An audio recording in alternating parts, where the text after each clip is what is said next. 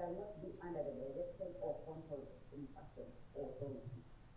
It therefore suffices to note that in exercising the power conferred by this aspect, the deputy shall have regard to public interest, the interest of administration of justice, and the need to prevent and avoid abuse of legal process.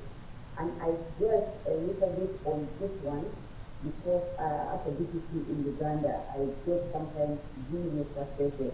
I've been a deputy for about 1.5 years, but the frustration is just goes off the roof, especially in the anti-corruption court, where we have a number of cases of corruption, money laundering, and we have children tied up there because the lawyers are pushing one application after another. You can start a case right from the time the person is taking plea.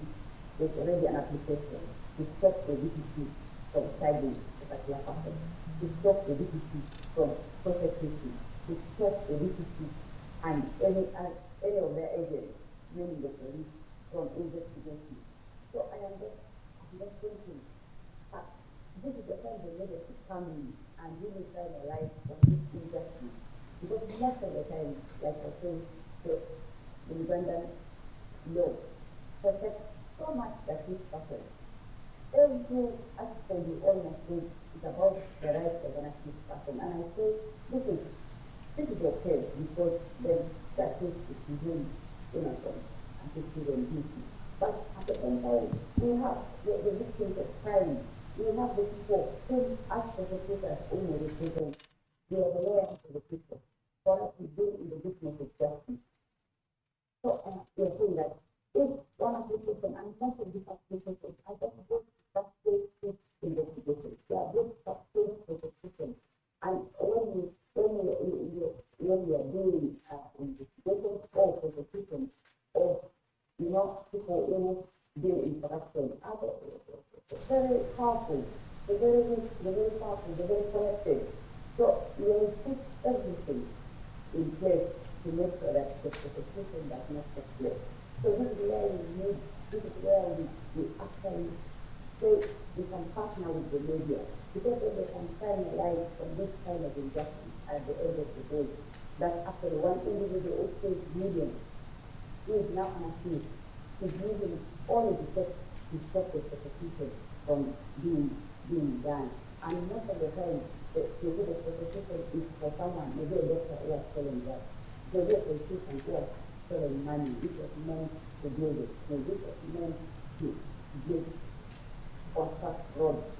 So you see that the effect of corruption is so much, it affects so many, and it's most of the time affecting the person.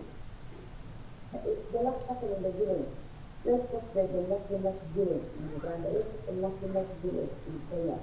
That's where for us we want to take our justice. That's exactly what we want to do. But we find that most of the time, there are six persons using all everything at their disposal. They actually stop prosecution. So we are saying the media should shine a light on this. And so we also have the victims of crime. What do we do about them? If we are only thinking about an accused person at the end of the day. So this is where I come in with that the public interest, where the district is actually doing its duty. And then the difference is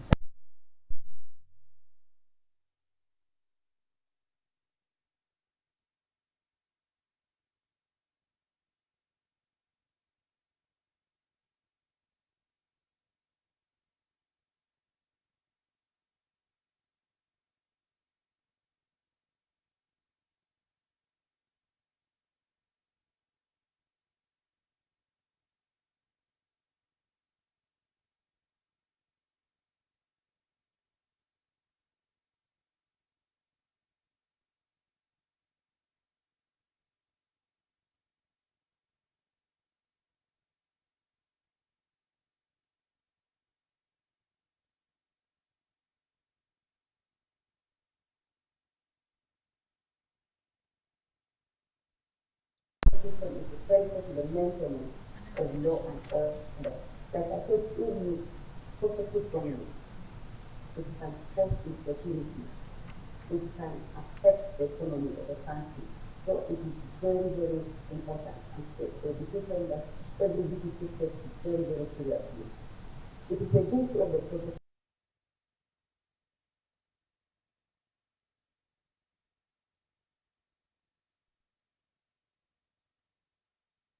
impartially and with integrity helps to deliver justice for victims, witnesses, even to the accused person and the public.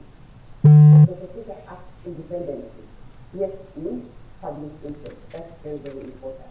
The prosecutor will use to present the case on the basis of evidence that is present and also evidence that is credible. The duty of the prosecutor is not to obtain a conviction of author, but to place before the court the evidence relevant to the alleged crime. And I know that every prosecutor, it is not about the conviction. We do not go out just to get only conviction. We say that prosecutors are actually ministers of justice. For us, if justice is delivered, that is what really makes our day. Because for us, we are not paid for every conviction that we get. We are not like the defense lawyers who are paid for every case that they win. For us, we are not paid for every conviction we get. We are paid to deliver justice. So at the end of the day, every prosecutor has to make sure that justice is delivered at the end of the day and delivered to the right people in justice. So the prosecutor must be fair, must be independent, and must be objective. The decision of whether the prosecutor must not be influenced by a number of things. One, personal feelings. Number two, the possible interest of the decision and the personal or professional circumstances of those responsible for prosecution. Number three, race, religion, gender, national origin. Lastly, possible things advantage or disadvantage to the government or any property or an individual. I looked at Article 167, subsection 2 of the Penal Constitution. In that citing power of 5 of the Constitution, the DPP shall have regard to public interest, which runs across every political system almost. The interest of the administration of justice and the need to prevent and avoid abuses of justice, which is also in the Penal Constitution. In deciding whether to charge the public interest is the paramount consideration. It has never been revealed that whenever such evidence is used, the prosecution must take place. So this is what I want to bring forward. That sometimes we may have actually the evidence, sometimes the law can be on our side, but the DPP can say we are not prosecuting this one. This is because public interest is at the heart of every decision that we make. So the decision to charge involves two questions. Number one, can it be said that there is no reasonable prospect of conviction on the administrative evidence? And then secondly, that is the prosecution in the public interest. Sometimes I give this example that you walk on the street of Nairobi or you walk on the street of Kampala and you just ask people what justice means to them. I feel that sometimes you might find that prosecution is actually at the tail end. People want so many things about justice. So if you hear their voices and deliver that to them, under the evidence of the prosecutor will have to ascertain the reliability, credibility, and usability, efficiency, and the strength of rebuttal evidence with a realistic prospect or conviction. Under the public interest test, prosecutors will consider the culpability of the suspect, the impact or the harm to the community or the victim, the suspect's age at the time of the offense, and whether the prosecution is the appropriate response. The oversight role of the office of the DPP is demonstrated in this oversight of the police. Provision of the legality of police investigation is assumed as an essential part of the function of the prosecution in many countries and is endorsed by the International Association of Prosecutors.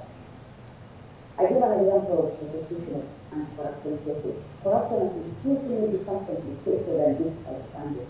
Most corruption cases involve infiltration patterns of fraud. Such cases are more difficult for the investigators the prosecutor and magistrate. Then the cases of murder, of rape, of robbery, the usual cases. The people who involved in acts of corruption are well educated. It's not one that scholars common people. They are the specialists in the area of training and work. You can imagine that we are actually investigating people who have done fraud. They're actually studying for that. They will have PhD for that, and they're doing interactive in that field. So you can imagine the prosecutor and an investigator. But we need modern fitness, we need technology, we need skills. Public institutions and government departments and agencies are suffering from access to very trained officials. This corruption can be difficult to detect and fight unless there are well trained officials in the anti-corruption agency. Most of the time, corruption case is discovered. It was like 10 years. These are lifetime criminals. So for you to get into that is really an Africa for the prosecutor and the investigator. Therefore, successful prosecution of anti-corruption cases requires the following. Number one, sufficient public and victim participation and awareness. This is where the media come to tell the public that actually you cannot do it alone, you have to do it with their help. Number two, sufficient capacity in terms of trained personnel and then of course the resources. And then number three, coordination among anti-corruption agencies. Coordination among anti-corruption agencies, not just anti-corruption agencies. I put in also CSO, I put in media, I put in, because now you cannot work in silos anymore when you're dealing with corruption. You have to involve everyone. And I in Uganda especially, the media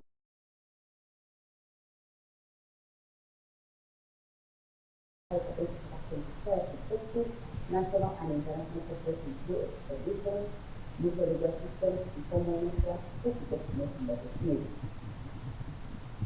The 21st century prosecutor, so it is hard. 21st century prosecution is a tough one for us. What does it look like? 21st century prosecutor must be able to define and articulate their widely accepted goals, objectives, and performance measures with respect to the prosecution and prosecution. The national claims in the U.S. have discovered that much appearing in the way that prosecutors do business. Actually, it is no longer business as usual. When I joined the office of the British Chief 3 years ago, I was the old person prosecutor sitting at my desk, I'm there prosecutor, waiting for police to collect evidence, doing it together, you read the files, you say police, go back to the scene, this is not done, this is not done. It is no longer that. It's 21st century prosecutor. You have to get out of that chair. It is no longer business as usual. That's why I admire the system so much, because it brings for me in the region the definition of the 21st century prosecutor, and I'll tell you why.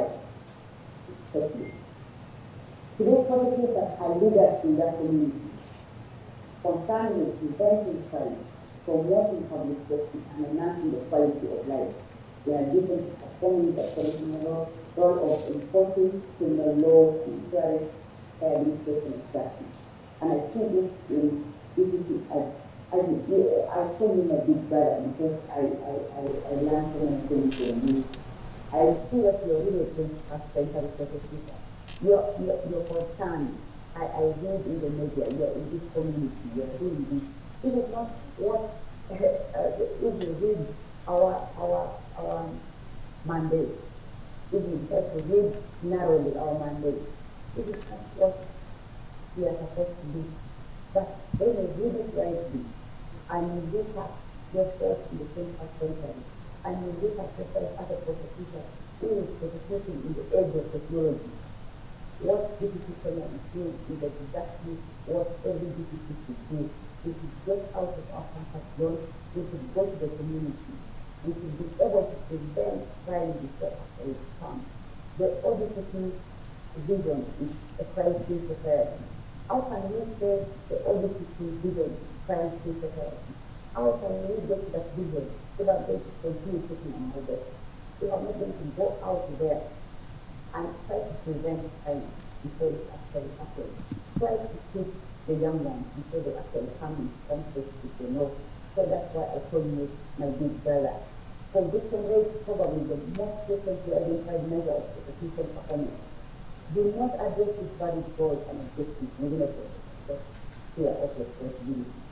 It is no longer conviction rate. It is not. It is now more than ever because the prosecutors to define their mission, their roles, and how they conduct their business. The importance of defining their mission and goals is to one, promote fair, impartial, and expeditious practice of justice. Number two, to ensure safer communities. Number three, to promote integrity in the prosecution profession and effective coordination in the criminal justice system. That's the coordination I'm talking about, the coordination that you can think about having a workshop with media practitioners. That is the way to go. That is what it is. Because the media is in touch with the last person in the cell. So why don't you partner with them? So the one who will help us take out this to the community, give out to the public. That's why it's very important for us to partner with them, because when we give them accurate, what is accurate, so that they report what is accurate. Complementary responsibility to report accurately. As earlier noted, the major place of implemental role in the administration of criminal justice. This is in reporting accuracy. Major needs to provide accurate, reliable, and timely information on criminal justice issues. I looked at the Code of Ethics for journalists and reporters of the Australian Journalist Association to provide for guiding principles of practice. When I looked at them, I said that it actually also speaks to our jurisdiction. And I want to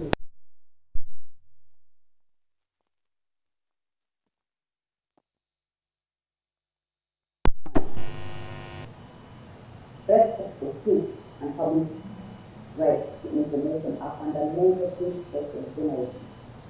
Journalism describes society to itself. You are like a mirror to society. You tell us what we are not doing right. You tell us.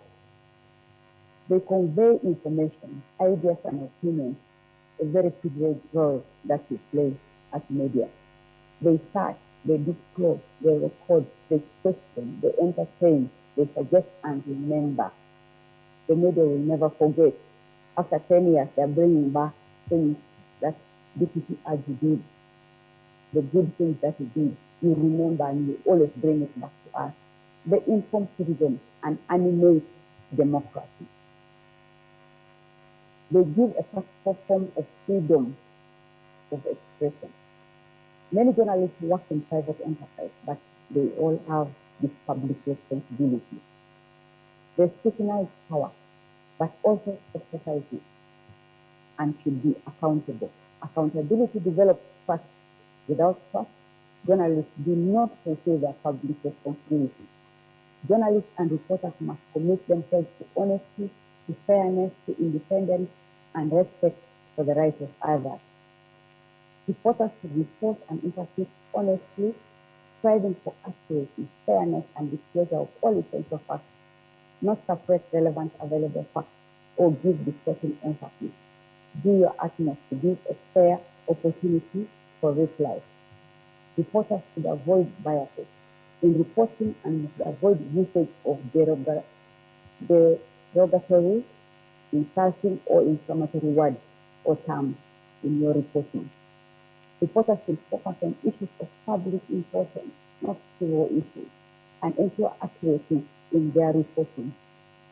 Media reporters must strive for objectivity, accuracy, fairness, impartiality, and professionalism.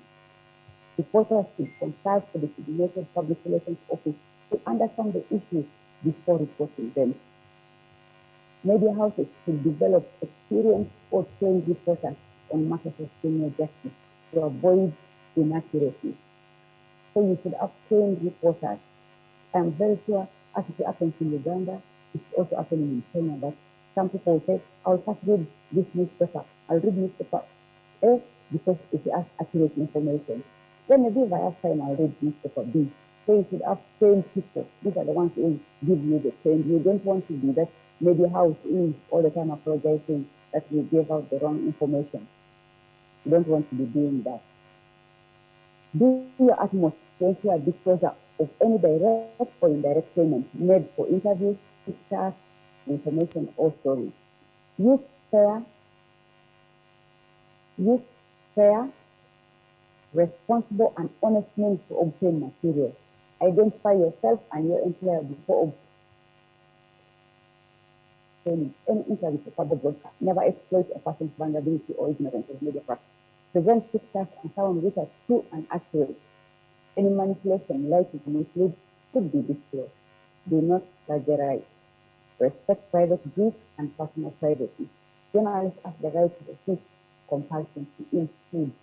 Do your utmost to achieve fair correction of error.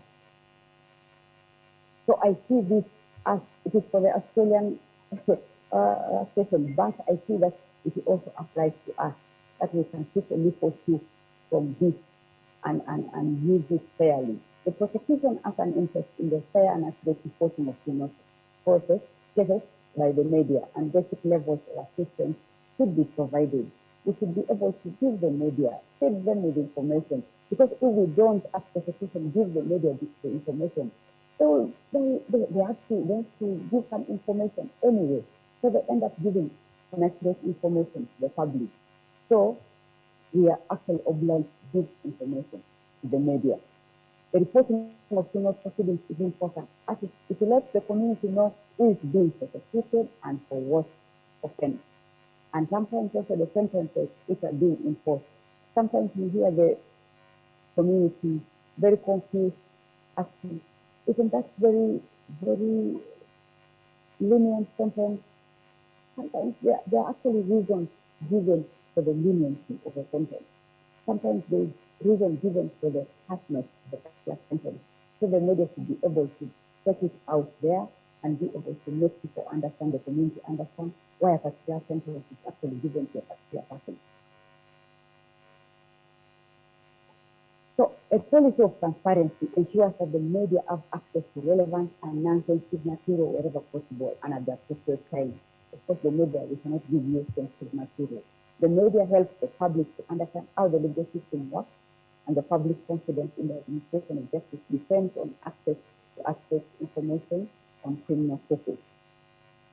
There is no objection to a prosecutor confirming facts which are already in the public domain. You can confirm that to the media house. Subject to any court order, it is proper to provide details upon request of matters presented in open court, such as a charge or the summary of facts.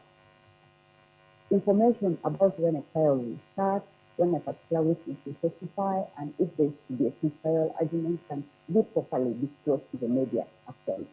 Subject to any court order, the media may be advised what a case is about, what the charges are, who the accused is, who the witnesses are, but not the identity of any protected complainant or any protected witness.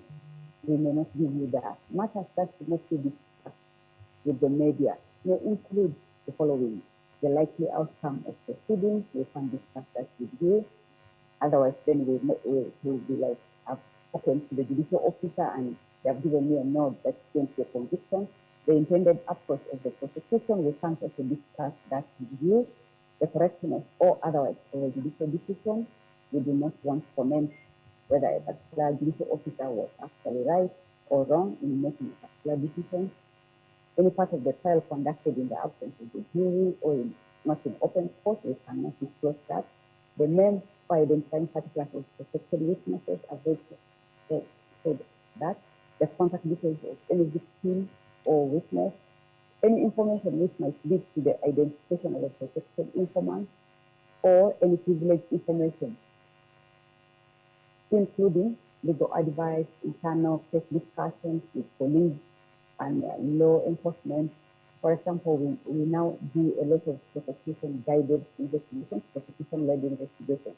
So we may not actually give you that information that we discussed in this meeting. and also the existence of any plea negotiations or possibility of a plea of guilty or other dispositions. We may not be able to share that. So journalists also think about how media plays the criminal justice system story. It's very, very important. How does your media house play the criminal justice story? And for that matter, how media serve a changing world, bearing in mind the imperatives of journalism, that is truth-telling, express independence, and awareness of the impact of words and the images in society. That's why I think it's very, very important. How does your media house play the story of the criminal justice system? How does it receive how it plays the story? So before I conclude, I want to say that the 21st century prosecutor is faced with a number of challenges. We have technology, and with technology, we have not just new crimes. We have that every crime basically now is committed by use of technology. And then we have the prosecutor, you have the investigator, who is not so well trained in technology, but has to use technology to uncover most of this. So as a 21st century prosecutor, I have realized that I need the media in my corner, because the media will help me disseminate information to the community. Disseminate, we know that the community needs to know why the DPP is not charging a particular person, why the DPP actually has decided to prosecute a case of 10,000, let's say maybe the least denomination in the Kenyan currency. Why is the DPP wasting resources to prosecute that? Sometimes it's public interest. Sometimes we want to send a message to the public that this cannot be tolerated. Sometimes a particular crime, because you don't want it prosecuted, because then it will have ripple effect in the community. You don't prosecute it, even if there's evidence, even if the law, even if the law is on your side. So the 21st century prosecutor is such that you need to be a prosecutor who is not tied to your chair. No one is tying you to your chair. If you get out of that chair, go to the community. That's why I said I admire PPP Agi, because he's actually doing exactly what the 21st century prosecutor should do. We should be able to get our prosecutors, get easy with technology. So that because most of the crimes now are committed by the use of technology. And at the end of the day, we deliver justice to the very last person. So in conclusion, the Office of the Director of Public Prosecution plays a very critical role in the administration of criminal justice, and hence should not be underlooked. Media sources cannot be understated. Media practitioners are called upon to cooperate and to complement the prosecution service by observing their professional conduct products and strive at ensuring peace, security, society's well-being, and definitely national development. I want to thank you very, very much for listening to me. And I would have really loved to be there physically, because I have never been to Mombasa. And I told my brother that I could have really been there, but I couldn't be there. But I really, really, really appreciate you listening to me. And I want to also take care. Now we are no longer saying take care of this case from COVID. It is also now this case from terrorists, because the terrorists it is not just about Uganda. Anywhere in the world, no one is safe with terrorism. So now we want to say that we be safe from this terrorism, we be safe from COVID-19, and please, God bless you all, for God and my country. Thank you so much.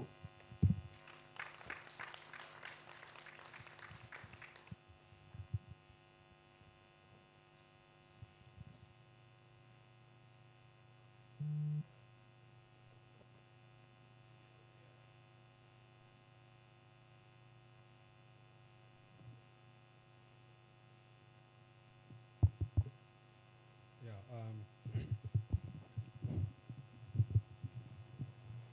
I really want to thank Honorable Obodo, DPP Uganda. First of all, for being patient with us. Have we lost her? For being patient with us. We had a bit of a technical problem and agreeing to start all over again. Thank you very much. I think we have been able to digest the presentation that you gave us. And I'm confident that the editors who are here today from our various media outlets in Kenya will be able then to compare the office of the DPPs regionally, and Uganda being our sister country has a lot of similarities, and we share a lot. We also are together in the East African Association of Public Prosecutors, and Ms.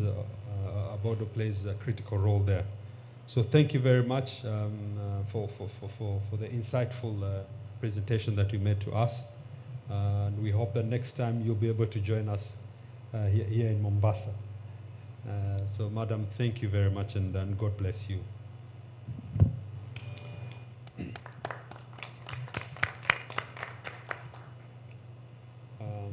I think, are we going for a short break? Yeah. Now we are proceeding for a photo session, and thereafter we'll have a short break and have some tea. So we can proceed to go out for the photo session. It's just outside here.